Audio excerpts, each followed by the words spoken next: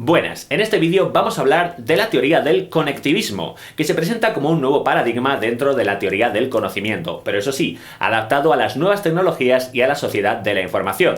De hecho, su autor, George Siemens, lo que intentó es ir más allá de lo que él creía que eran limitaciones de teorías clásicas, como por ejemplo el conductismo, que según él no estaban adaptadas a las TIC y a la nueva sociedad de la información y la comunicación en la que vivimos, ¿no? Él lo que nos decía es que tiene que adaptarse cada teoría a la manera en la que la información en una sociedad es comunicada, es almacenada y en la manera, que es lo que nos interesa a nosotros, en la que es aprendida. Y ya sé lo que estáis pensando, ¿es que la manera en la que aprendemos puede ser distinta a lo largo de la historia? Pues la verdad es que sí, y es algo que vamos a ver con unos sencillos ejemplos. Durante cientos de años, el único medio, o el medio desde luego fundamental para transmitir el conocimiento fue la tradición oral. Hay que pensar que el método oral era el único que existía para almacenar la información y sobre todo para aprender la información. Tenemos el ejemplo de los juglares, ¿no? Los juglares tenían que conocer poemas que tenían una extensión muy grande y tenían que hacerlo de memoria. Ellos los tenían que oír, retenerlos en su cabeza para luego poder decirlos a su público. La mayoría de los juglares pues no sabían leer y la verdad es que hubiera dado igual porque esos poemas no estaban puestos por escrito. Tenían que depender de su capacidad para atender, ¿no?, la atención acústica y su capacidad memorística para poder retener esa información en su cabeza. Hoy nos puede parecer impresionantes, sobre todo teniendo en cuenta el repertorio que podían tener estos artistas, pero no es que los juglares fueran unos tipos excepcionales que tuvieran una supermemoria, no es eso, es que su sociedad, su época, fomentaba ese tipo de aprendizaje. Era la habilidad retentiva y la memoria lo único que tenían a su disposición y por lo tanto ellos tenían que adaptarse a eso. Sin embargo, hoy en día parecería un poco raro, ¿no?, que tengamos ese tipo de memoria. Parece bastante claro que en la sociedad de la información no usamos la memoria por lo menos como lo hacían los juglares. Sin embargo, como digo, eso no quiere decir que tengamos menos memoria. Vamos a ver algunos ejemplos que creo que van a ser claros. Hoy en día, por ejemplo, cuando no te acuerdas de quién era el protagonista de una película, pues lo único que tienes que hacer es hacer un clic al IMDb y ahí lo tienes, ¿no? Perfectamente, el director, el año, todo. No tienes por qué aprendértelo. Lo mismo pasa si no recuerdas los detalles de una noticia. Ahí tienes el Google News, ahí buscas un montón de fuentes, pinchas una y te dirá cuál es la que necesitas y qué es lo que querías saber. Y el ejemplo más claro, que yo creo que aquí todas y todos vamos a coincidir, es: ¿os habéis parado a pensar cuántos números de teléfono os sabíais de memoria antes de que existieran los smartphones y sus agendas de contactos? Bueno, pues ahí es donde quiero llegar. No es que nos hayamos vuelto más tontos con el tiempo, no es que tengamos menos memoria, es justo lo contrario. El cerebro humano solo recuerda aquello que necesita, lo demás pues no pone su energía para hacerlo. ¿Vale? Entonces es lo que nosotros tenemos que hacer en esta nueva sociedad, con estas nuevas reglas. Lo que tenemos que hacer es que nuestras herramientas para enseñar coincidan con las herramientas para aprender que tienen nuestros alumnos. Es decir, básicamente no estamos enseñando a juglares, estamos enseñando a internautas, y eso es lo que tenemos que tener en mente. Y aquí es donde volvemos a la idea del conectivismo. El conectivismo lo que nos dice es que el proceso de aprendizaje se lleva a cabo mediante procesos que no están del todo bajo el control de la persona que aprende. Es además importante saber que hay un montón de actores que participan en este proceso y un montón de fuentes y medio que nosotros tenemos que conocer y tenemos que tener en cuenta si queremos maximizar pues nuestra capacidad de enseñanza, ¿no?, dentro de este contexto. Siemens establece una serie de características que definirían la manera correcta en la que tenemos que enseñar y aprender teniendo en cuenta su teoría del conectivismo. Lo primero es que tenemos que conectar las diferentes fuentes de información. Por ejemplo, imaginaos que yo estoy viendo en mi smartphone una noticia en Twitter, ¿no? Pongo el hashtag para ver de qué habla todo esto, me entero más o menos del tema. Entonces, lo busco en Google y allí tengo una serie de, de medios de comunicación y yo elijo uno que me parece fiable. He conectado los inputs de información que me venían de varios medios para llegar al conocimiento. Otra cosa importante es que tenemos que contrastar opiniones, ¿no?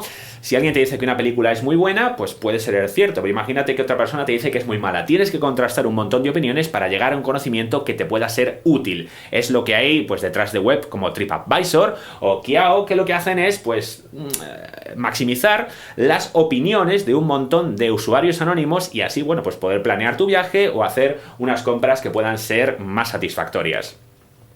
Lo siguiente que tiene en cuenta esta teoría es que el ser humano no es el único contenedor, por así decirlo, del conocimiento. Cualquiera en su ordenador personal tiene toneladas de conocimiento allí almacenadas, y teniendo en cuenta que todos los ordenadores están conectados a Internet, pues bueno, ¿os acordáis eso de la biblioteca de Alejandría moderna? Pues básicamente esa es la idea.